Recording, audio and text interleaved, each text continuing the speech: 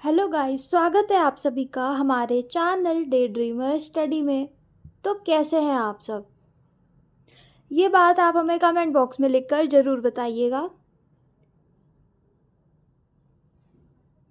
खुद को बेहतर बनाने की ये सीरीज़ में हम अगली वीडियो आपके लिए लेकर आ गए हैं, जिसमें हम आपको बताने वाले हैं कि आपको अपनी पर्सनालिटी को डेवलप करने के लिए क्या कुछ चीज़ों पे ध्यान देना पड़ेगा। तो काफ़ी सारी वीडियोज़ हम इस पे ऑलरेडी बना चुके हैं। आप इसकी प्लेलिस्ट में जाकर चेक कर सकते हैं या फिर आप हमारे चैनल पे जाके सर्च भी कर सकते हैं। इस वीडियो में हम बात करेंगे 4 building block of personal competence के बारे में। अब कॉम्पिटेंस तो आप सभी को पता होगा, ये एक ऐसी स्किल है जो आपको आप कोई भी सिचुएशन में फंसे हैं उससे बाहर निकाल सकती है। तो ये चीज़ तो पढ़ना बहुत ज़रूरी हो जाता है। अगर बात करें कि आपके इमोशंस को अगर हम काबू करना चाहें तो क्या हम वो कर सकते हैं? ये बहुत ज़्यादा मुश्किल बात हो गई, इसी तरीके से जैसे कि आप अपने थॉट्स पर काबू नहीं कर सकते। जैसे कि हमें दिन में सैकड़ों करोड़ों थॉट्स आते हैं जिस पे हम बिल्कुल भी काबू नहीं कर पाते हैं। इसी तरीके से हमें अपने कॉन्शियस और सबकॉन्शियस माइंड के बीच में बैलेंस बनाकर चलना पड़ता है। ऐसे ही बात होती है हमारी पर्सनालिटी और हमारी पर्सनल कॉम्पिटेंस के बारे में। तो बात करते हैं कि वो क्या क्या चीज़ है जो हम इसमें पढ़ने वाले हैं। That is the very first thing that we need to study under this topic of 4 building block of personal competence, that is self regulations. The next is motivation. The third one is social competence. And the fourth one is emotional competence. अब चलिए इनको एक एक करके पढ़ते हैं और समझते हैं। बात करते हैं सेल्फ रेगुलेशंस की। तो self regulation, the word itself says, खुद पर काबू रखो। खुद की जो थॉट्स हैं उन पर या फिर खुद की जो आपका बिहेवियर है उस पर थोड़ा नज़र रखना। अब ये कैसे मुमकिन हो पाएगा और किस किस चीज़ों पर हमें सेल्फ कंट्रोल रखना है या फिर कौन सी चीज़ों पर हमें सेल्फ रेगुलेशन रखना है, तो चलिए वो समझते हैं और जानते हैं। तो सबसे पहले तो सेल्फ रेगुलेशन का मतलब जान लेते हैं। तो it mean proper management of one's internal states, impulses and resources. तो कहने में तो ये एक लाइन है, बट चलिए इस लाइन का मतलब आपको बता दिया जाए। जो हमारी इंटरनल स्टेट्स होती हैं, जैसे कि जो आपका इंटेंट होता है, आप मान सकते हैं कि अगर कोई चीज़ है, किसी ने आपसे कुछ बात बोली, उसके फेस एक्सप्रेशंस को देखकर, उसके बोलने के तरीके को देखकर, या फिर आप वो बात को सुनकर आपके जो मन में जो सबसे पहली थॉट आता है, that is your intent.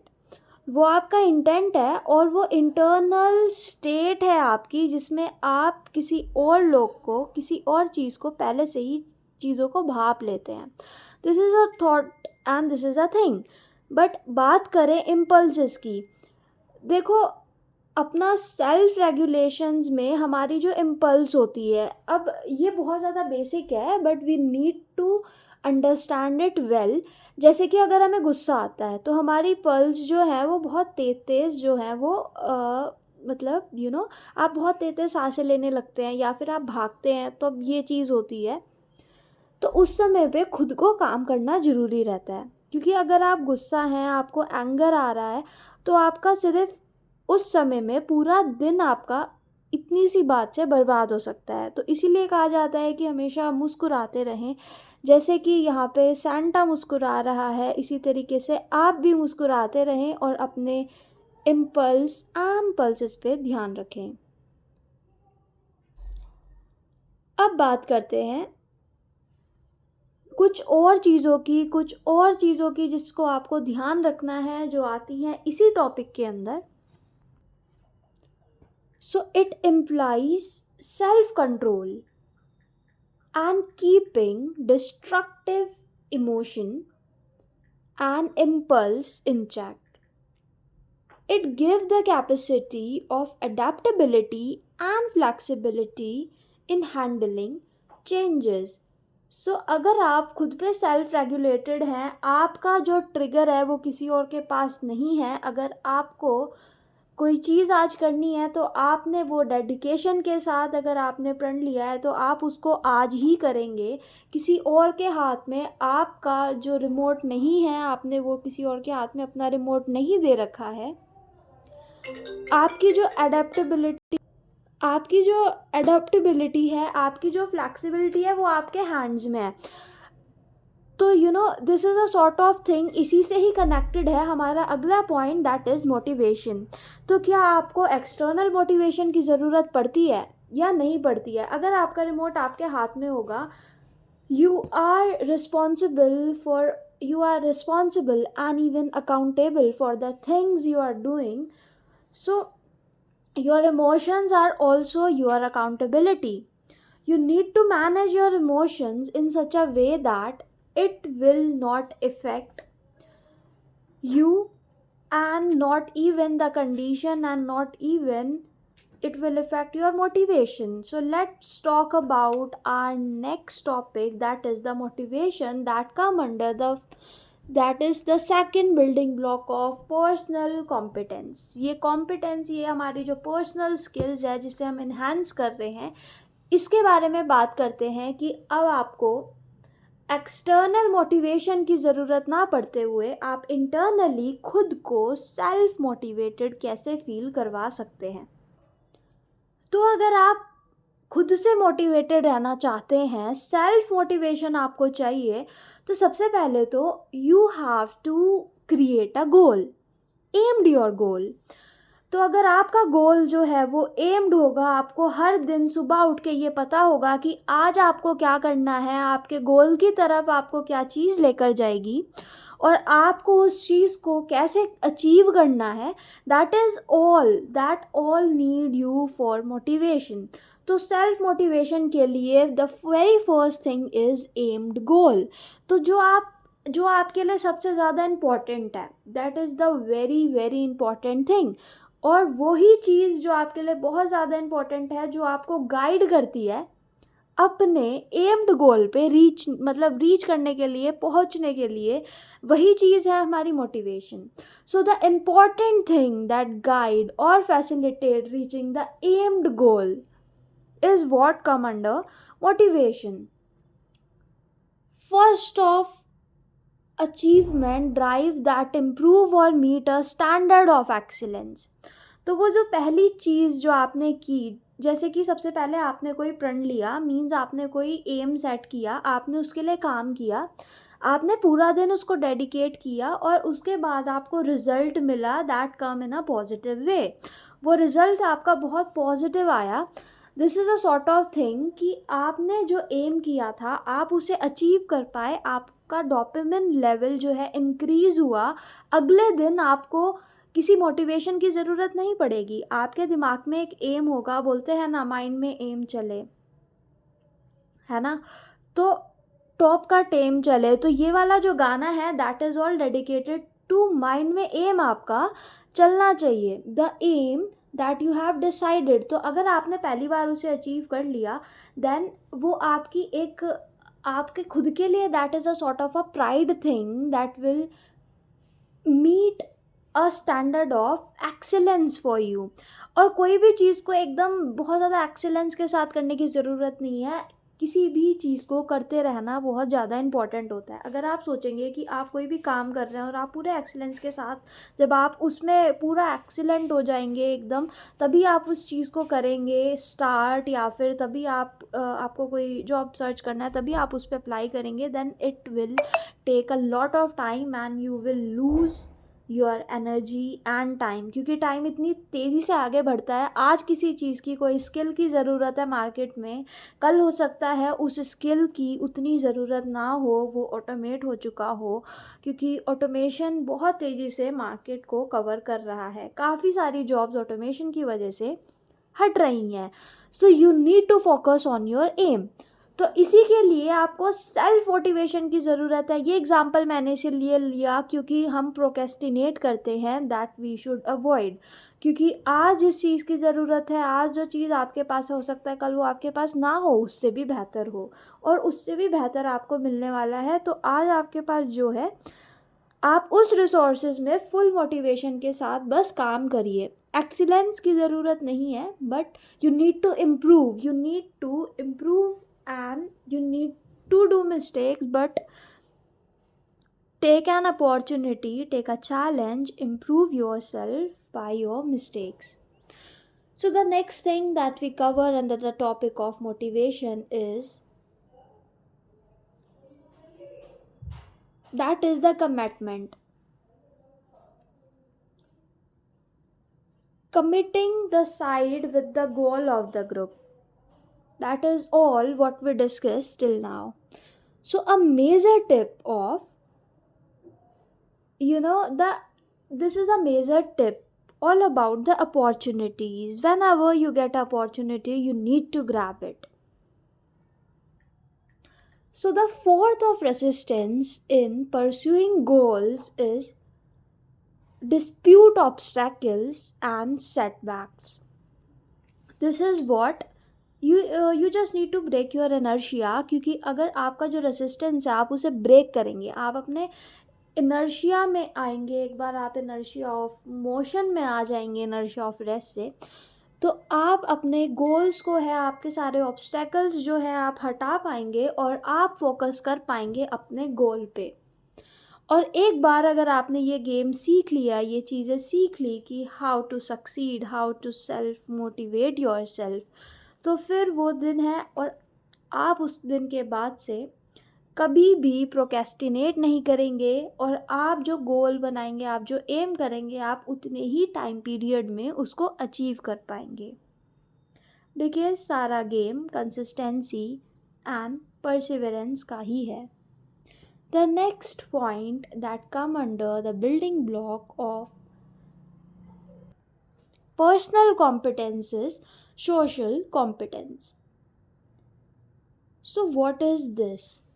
Can anyone explain this in a comment section? We are waiting for you. So what all come under social competence? Let me write it for you.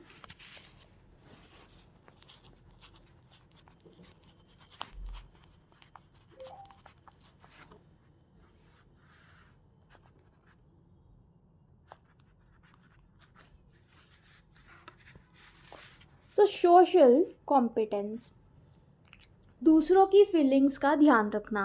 अगर आप कोई group में बात कर रहे हैं, या फिर the talking to your that friend जो कि आपकी फीलिंग्स का ध्यान रखता है, आप उससे बात कर रहे हैं तो आपको अच्छा फील होता है। तो ये इसलिए भी होता है क्योंकि वो आपको अच्छा फील करवाना चाहता है। तो जैसे कि मैंने आपको पहले बोला कि अपना रिमोट अपने हाथ में होना चाहिए, बट इसका मतलब ये नहीं है कि आप दूसरों को हर्ट करो, right? So before speaking you need to think and you need to be very mindful what you are speaking. Like emotional stability अगर आप किसी इंसान को दे पा रहे हैं, if you are if you are a manager or if you are a sort of leader, so you need to understand the thing that is the social competence. क्योंकि ये नॉर्मल लोगों की जो बात नहीं है, ये बात है जब आप एक बहुत अच्छे मुकाम पे पहुंच जाएंगे, that is the social competence आपके अंदर होनी चाहिए। अब पढ़ते हैं ये क्या है, अगर आपको नहीं पता है तो let me tell it, because it help in understanding others, sensing others feeling and prospective, and take an action, interest in their concern. It is all about what they are, you need to concern about others also, about their feeling.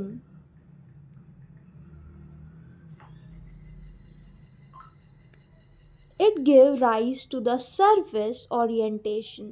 This help in possibilities of diversity, and it will make you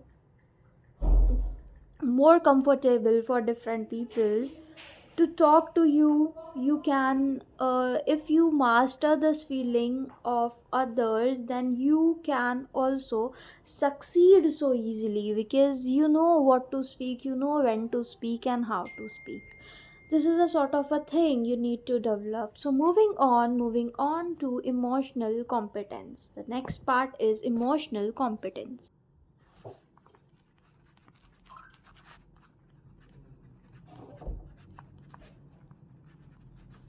Emotional competence. So, it is the awareness of emotion one has. अपने खुद के emotion में aware रहना. What you are feeling, why you are feeling like that. It is also a skill that you need to master. That is known as, the term for that is emotional competence. It is awareness of the emotion one has. It may be you, it may be other. For other, it is social competence. For you, it is emotional competence. People with emotional competence will know which emotion they are feeling and why they are feeling and why they are suffering from that emotions. If you are sad, then why you are sad, think about it. If you are angry, think about it, why you are angry. And be mindful. You need to think.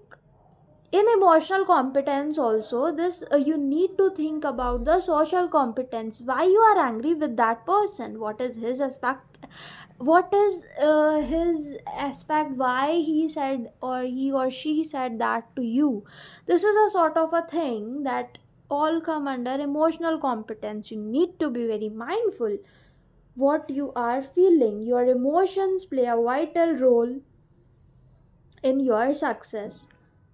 So they realize how their feeling affect their performance. क्योंकि अगर आपकी feeling, आप sad feel करेंगे, बेमतलब ही आप angry हैं किसी पे, या फिर आप लेज़ी फील कर रहे हैं, आप बहुत ज़्यादा लेज़ी हो गए हैं, आप कुछ काम नहीं करना चाहते हैं, तो this all come under the thing जो कि आपकी परफॉर्मेंस को भी इफ़ेक्ट कर सकता है. आपके इमोशंस डायरेक्टली प्रोपोर्शनल होते हैं आपकी परफॉर्मेंस के.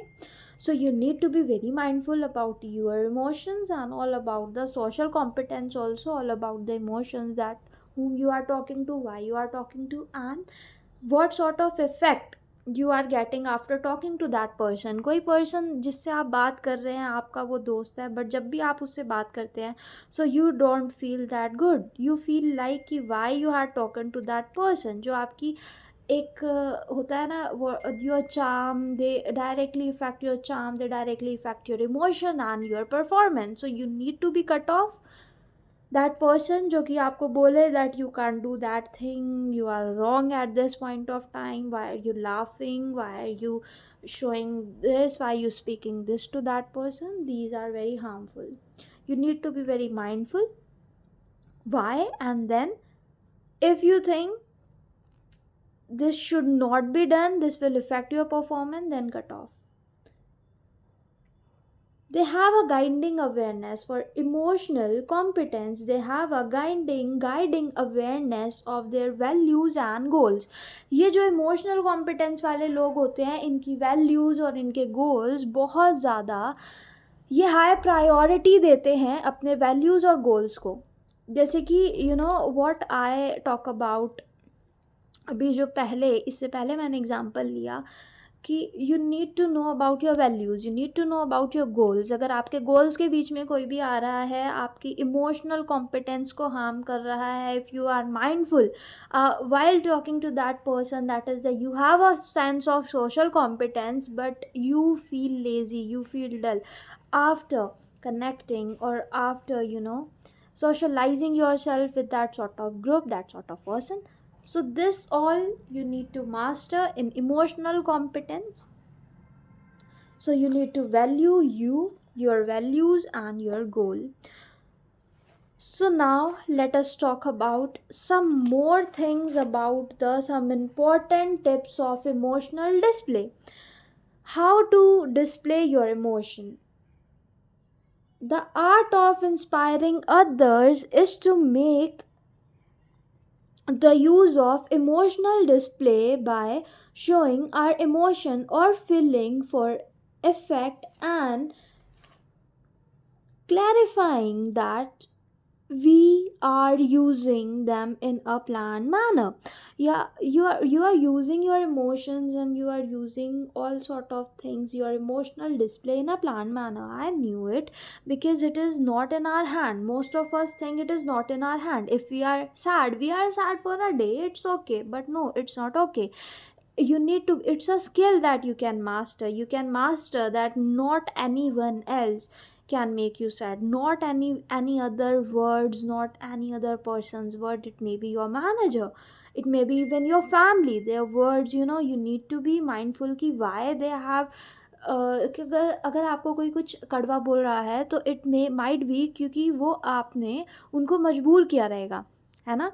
बट आपको इतना भी पता होना चाहिए कि अगर आपको उन्होंने कुछ बोला, तो उसकी वजह से आप उस चीज़ों को ध्यान दें कि क्यों ऐसा हुआ। आप आगे से वो चीज़ें ना रिपीट करें, बट उसकी वजह से आप अपने दिन को भी ख़राब ना करें, because this is a skill that you need to master, that is a skill of emotional competence. So emotional display के बारे में हम बात कर रहे हैं। You need to display them in a planned manner. Control your emotions. कैसे control your emotion? Concentration on your nervous system, which must match your emotions, right? And practice showing positive and negative emotion even when you don't feel the way inside. That is a practice that all actor do. Actors क्या करते हैं? Actors के मन में वो sad है, कुछ भी है, but they need to act. अब आपको लगता है कि you are signed, you are fixed in a contract, तो किसी एक्टर ने किसी के साथ कॉन्ट्रैक्ट साइन करा, देन उनके उस कॉन्ट्रैक्ट के बंदे के साथ उनको वो मूवी करनी है, बट उनकी लड़ाई हो गई, then they need to back off their personal emotions. जो उनके इमोशंस हैं उनको अलग रखने चाहिए इनसाइड के, और वो आउटसाइड मतलब वो उसी तरीके से शो करते हैं। बट ये आपको थोड़ा काम रहने के लिए, आपके पॉजिटिव रहने के लिए, काम रहने के लिए बहुत ज़्यादा अच्छा होता है। Be explicit about your feelings. आप अपनी फीलिंग्स को अपने अंदर मत रखें। जिस इंसान के साथ आपको बुरा फील हो रहा है, जिस भी चीज़ से आपको बुरा लग रहा है, speak up and express your feelings, express your thoughts. Save emotional display, otherwise you will be unfit for your design role. अगर आपको इमोशनल डिस्प्ले नहीं आता है, अगर आपको सोशलाइज होना नहीं आता है, या फिर अगर आपको अपने इमोशंस एक्सप्रेस करना नहीं आता है, then it will be very very difficult for you to come in a sort of a relationship. It might be a relation with your friends or with your family, every sort of relations. So you need to master your skills of emotional display. तो guys, अगर आपको ये video अच्छी लगी तो हमारी इस video को लाइक करिएगा, हमारे चैनल डे ड्रीमर स्टडी को सब्सक्राइब कर लिएगा, क्योंकि अगर अभी तक आपने हमारे चैनल डे ड्रीमर स्टडी को सब्सक्राइब नहीं है तो जल्दी से सब्सक्राइब कर दीजिए, और इस वीडियो के लाइक बटन पर भी क्लिक कर दीजिएगा एंड बेल आइकन भी ऑन कर दीजिएगा, जिससे कि आपको सबसे पहले नोटिफिकेशन मिले हमारी वीडियो के डालते ही। और हमारे चैनल डे ड्रीमर स्टडी लेकर आता है आप सभी के लिए ढेर सारा content study, mindset, career and motivation से रिलेटेड। तो अगर आप करना चाहते हैं किसी गवर्नमेंट जॉब की तैयारी, या फिर आप चाहते हैं प्राइवेट जॉब में अपनी स्किल्स को डेवलप करके एक इंक्रीमेंट लेना, तो आप आ गए हैं बिल्कुल सही जगह। डे ड्रीमर स्टडी चैनल आप ही के लिए लेकर आता रहता है ढेर सारी प्लेलिस्ट जो हमारे चैनल पर अभी भी अवेलेबल है। आप जाकर चेक कर सकते हैं। काफ़ी इंजीनियरिंग के कॉन्सेप्ट भी हमने अभी तक हमारे चैनल डे ड्रीमर स्टडी पर कवर किए हैं। तो जल्दी से आप हमारे चैनल डे ड्रीमर स्टडी को सब्सक्राइब कर दीजिए, इस वीडियो को लाइक कर दीजिए, क्योंकि हमें पता है एक दिन आपका भी सिलेक्शन होगा, आप भी बहुत अच्छे बहुत ऊंचे मुकाम पर जाएंगे और वो दिन जल्द ही आने वाला है। तो पॉजिटिव थॉट के साथ ख़त्म करते हैं इस वीडियो को। बाय बाय गाइस, मिलते हैं आपको अपनी अगली वीडियो में।